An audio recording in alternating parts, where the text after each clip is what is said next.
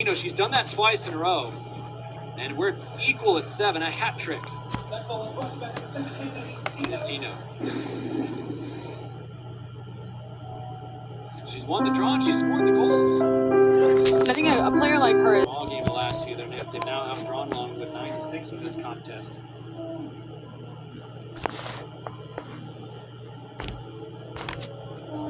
Longwood will change things up a little bit.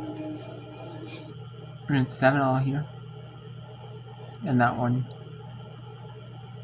Let's go to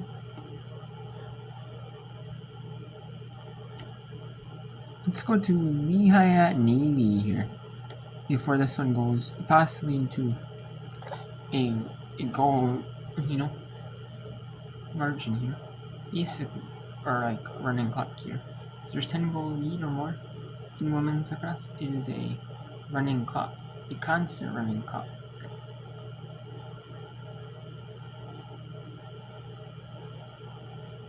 And it's going to be a constant running clock, pretty much.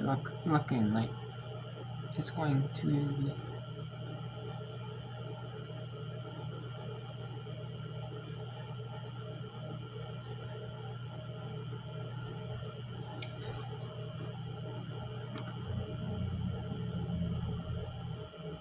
Steffen's guilty of the foul. It'll put Snow at the top of the 12.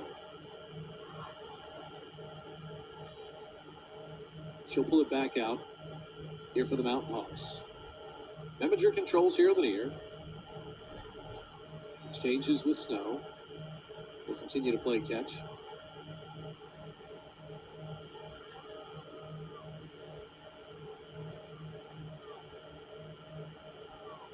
Everhart. Giglio with the save for the Mids. Good job there by the freshman at the top of the crease. They're going to video review that to see if it went over the goal line. And it's well worth the challenge, certainly. And it doesn't hurt Lafayette or Lehigh. Lehigh definitely needs that, So we'll go back to that later. But let's go to the Metro Atlantic Athletic Conference, where Canisius is leading Niagara 8-5. Good spacing here on the near side for the Purple Eagles, trying to work that one down low. Good defense has been so key for Canisius when they've gone on these extended runs that they have. It's been feast or famine for the Niagara offense. Either everything's going in or they can't get a shot off. Absolutely, this Canisius defense has been on their game. Pass floated back down low. Back behind the net where they've worked for a couple of their goals here. That's the same play we've seen time and time again in tight. That one is fired through. There was some contact, and you won't be surprised to find out who took that pass in tight. As Andrew Savage, who already has 3 goals from basically that exact same spot on the field. That one went up over the net as a result there of the additional contact, but it'll be a free position here for the Mac's leading scorer. Already a hat trick to her credit here today. Steps that one in. Savage fires and scores. And that one felt elementary. Very little wasted motion on that shot. It's her 4th of the game. It's her 61st of the season. And Niagara's back within 2. Yeah, that looked like she took 2 or 3 steps in and fired it, again, like we were talking about, right from the middle. Yeah, there was no drop of the stick there. She knew exactly where she was going and placed that shot. It was perfect placement there under the crossbar. Absolutely. Her first goal really sparked her team back in the first quarter. We're down 4 goals, got back even. We'll see if they can get a run going here again. Very few times in this game has a team scored just 1 goal in a row. Yeah, my favorite sound is hearing that ping, and I bet that was a really loud ping on the field. We can't hear it over here, but not when I'm in net, of course. I don't right, like as a spectator, not a goaltender. Yeah, right. Oh, absolutely. 4:49 remaining here, second quarter. Another draw control here. First draw control of the quarter for Niagara. Back within 2. Trying to get that boulder of momentum rolling back down the hill here. Trying to get back within 1.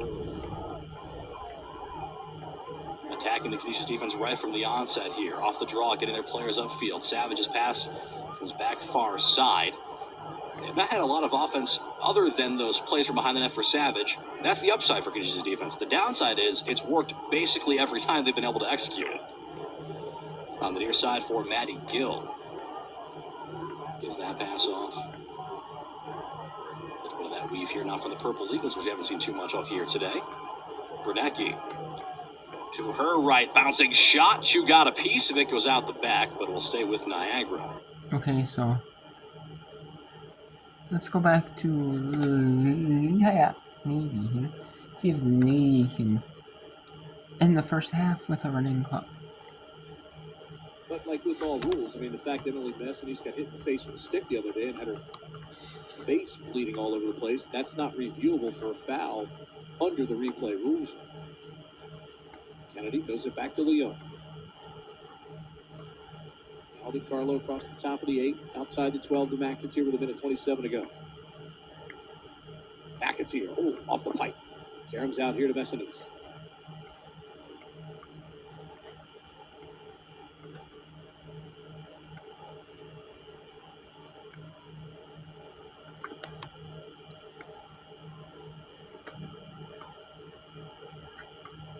Fabio, top of the 8. 60 seconds to go in the quarter. It's up 10-1. DeCarlo fires. Hunt. Navy sitting that near side. 35 on shot clock for Navy. Inside. Bouncing shot by DeCarlo. And now Navy has a running clock. Torrey DeCarlo. And that's probably going to be the first half for Navy here. The rest have to do their job. And that'll probably be the end of the first half for Navy. 11-1. Navy's going to end the first half with the running clock. Cut without the ball. William Caesar. And DeCarlo able to put it home.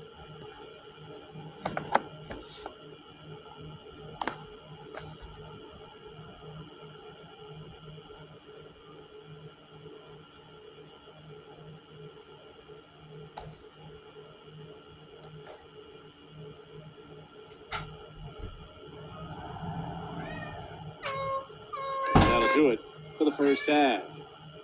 Sensational half by Navy. No Army hangover at all. It's leading at 11-1 as we go to the break. You're watching Navy Lacrosse on the Navy Sports Network. And it's Navy Women's Lacrosse here in East Memphis. 11-1 Navy leads.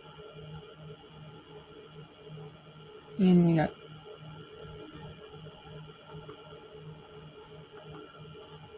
there's some good contests here. 5 of them on.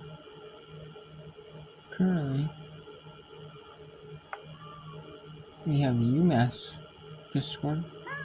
Make it 8.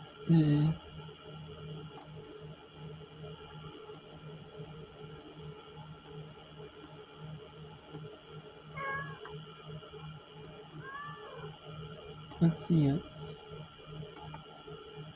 9-8. Longwood Lancers being the Furman Paladins. Here. At Longwood. We got Canisius. Golden Griffins in the Niagara Purple Eagles. 8-7. We have the Yukon Huskies. The University of Connecticut Huskies. University of Massachusetts. 8-4. And we have the Army Black Knights. 8-7 lead over the Holy Cross Crusaders. Let's go to Furman at Long. Furman is leading. Furman is down, excuse me, by a goal. Trying to tie this thing up before halftime. Trying to make this a 9-0 lead by the half. Even down 1, I mean, can't feel too bad though. Flipped inside, Smith. Back behind, knocked away from Hill. Straight to Smith, though. Good recovery. Shot clock under 30. Set up a runway for Tucci. Well defended by Gentino. I feel like she has been everywhere as Libby gets trucked from behind and will earn a free position for the Lancers. Felt like one of those, that feels like a veteran move. She kind of knows it's coming, and so she sets up the opportunity to earn a free position. Yeah. No, I mean, and right now, Longwood's looking to get that goal, and Libby is a seasoned player, and she can get the shot off. 14 on the shot clock, takes the bouncing shot, and pile drives it home. And just like that, Longwood leads 10-8. Shot clock was inside 15, so the free position goal for the Lancers. Their fifth free position shot of the game, fourth free position goal. And for Libby, her 15th goal of the season is a big one. It puts Longwood back up by 2. You talked about it earlier, game of runs. It's a game of runs. Furman had theirs, Longwood in the midst of a 3-goal stretch.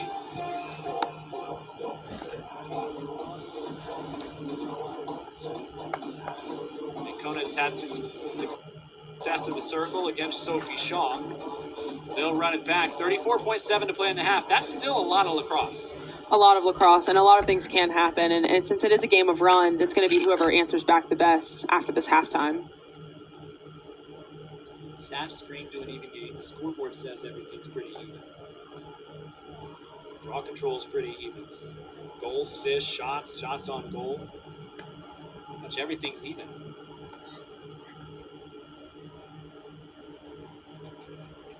An opportunity here for Furman. Tino on the move. Make that Bazelis on the move. Big collision. And shot clock resets. I'm not sure who it was on for Longwood, but we on the 12. As they get Stolman for a bump.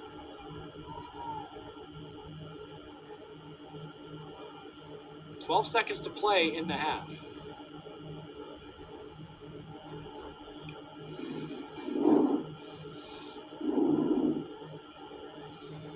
Shooting space violation, and that'll be a free position for Dentino.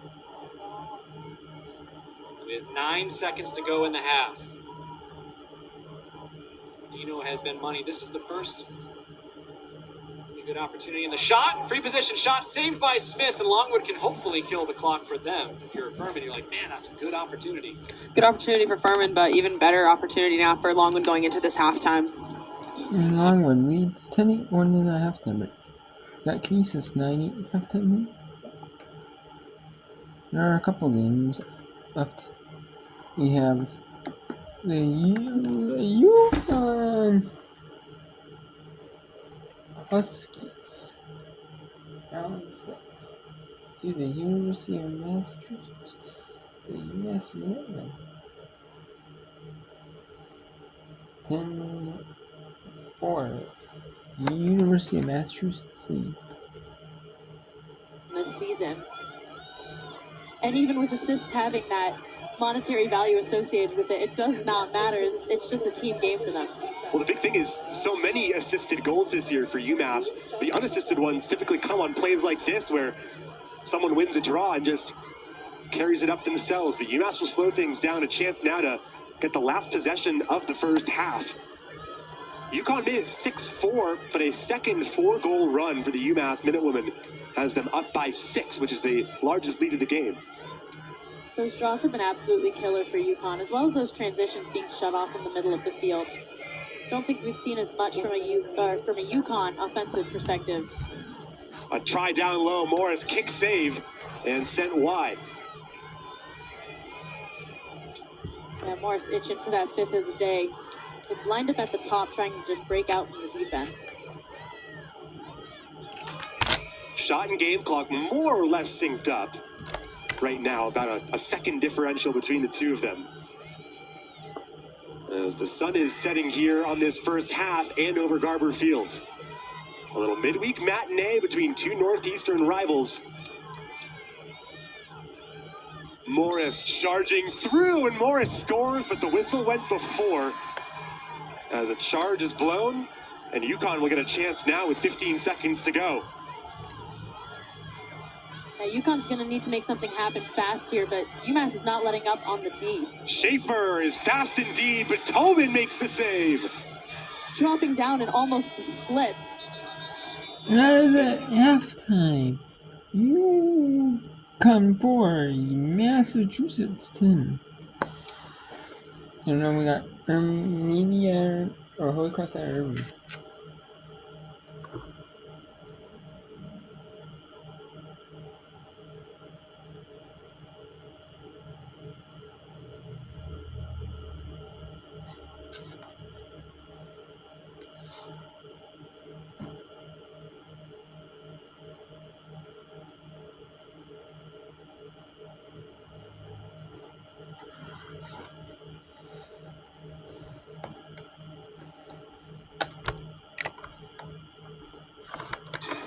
Moves in Garayak. Hammer scores!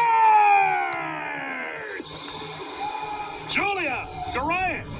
If she had a hammer, she'd hammer the morning, hammer the evening, all over this land. It's 9-9. And why not Julia Garayak heating up? I had 26 goals coming into this game, recorded a season high versus Navy in shots on goal, goals with 5. Building on that one-on-one ISO, shot across the body and scores there. She has more goals in the last 2 games than she had in her first 8 games. So Garayak is heating up. Number 3 ties this game at 9. Garayak picks up her first of the day, which means that on the season, she now has 27. Final score from BU and Wins Lacrosse. BU defeats Colgate 13-10. We already mentioned that Loyola lost at Penn 13-6. At the half, they're trying to finish this one in a hurry in Annapolis. Navy leads Lehigh 11-1.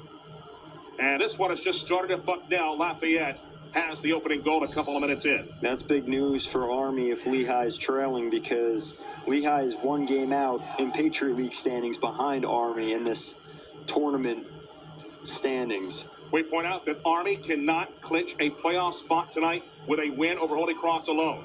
Holy Cross is already in. Again, the Satyrs have yet to play Loyola.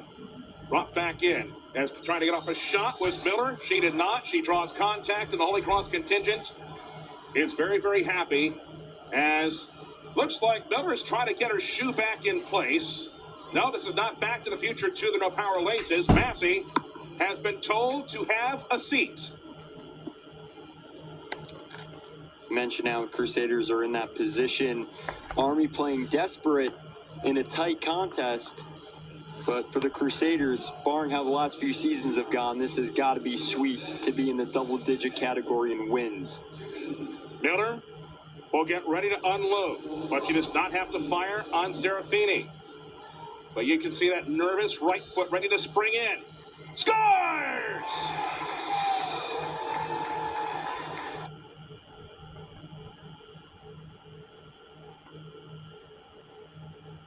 You know, us are at halftime here.